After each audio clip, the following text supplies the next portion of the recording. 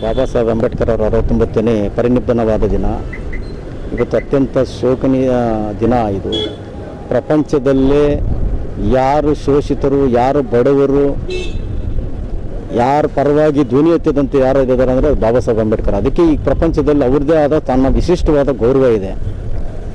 ನಮ್ಮ ದೇಶದಲ್ಲಿ ಅಸಮಾನತೆ, ತಾರತಮ್ಯ ಮತ್ತು ಅಸ್ಪೃಶ್ಯತೆ ಇದ್ದಾಗ ಅದಕ್ಕೆ ಒಂದು ಬುನಾದಿ ಹಾಕಿಕೊಟ್ಟವರೇ ಮಹಾನ್ ವ್ಯಕ್ತಿ ಬಾಬಾ ಸಾಹೇಬ್ ಅಂಬೇಡ್ಕರ್ ಅವರು. ಆ ಮಹಾನ್ ವ್ಯಕ್ತಿ ಕೇವಲ ದಲಿತರಿಗೆ ಮಾತ್ರ ಕೊಟ್ಟಿಲ್ಲ, ಹಿಂದುಳಿದ ವರ್ಗದವರಿಗೆ, ಅಲ್ಪಸಂಖ್ಯಾತರಿಗೆ, ಈ ದೇಶದ ಎಲ್ಲ ಬಡವರು ಕೂಡ ಸಂವಿಧಾನದಲ್ಲಿ ಅವಕಾಶವನ್ನು ಮಾಡಿಕೊಟ್ಟಿದ್ದಾರೆ.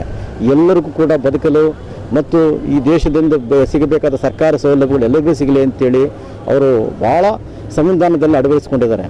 ಅದು ಅಲ್ಲದೆ ಈ ದೇಶದಲ್ಲಿರ್ತಕ್ಕಂಥ ಕಂದಾಚಾರಗಳು, ಮಹಿಳೆಯರನ್ನ ಒಂದು ಗುಂಪು ಕೇವಲ ಪುರುಷ ಪ್ರಾಧಾನ್ಯದಲ್ಲಿ ಮಹಿಳೆಯರನ್ನೆಲ್ಲ ಶೋಷಿತರಾಗಿ ಮಾಡಿದಂಥ ಸಂದರ್ಭದಲ್ಲಿ ಮಹಿಳೆಯರನ್ನ ಒಂದು ಏನು ಸಂವಿಧಾನದಲ್ಲಿ ಅವ್ರಿಗೊಂದು ಮುಖ್ಯವಾಹಿನಿ ತರೋದಕ್ಕೆ ಶ್ರಮಿಸಿದವರೇ ಬಾಬಾ ಸಾಹೇಬ್ ಅಂಬೇಡ್ಕರ್ ಅವರು.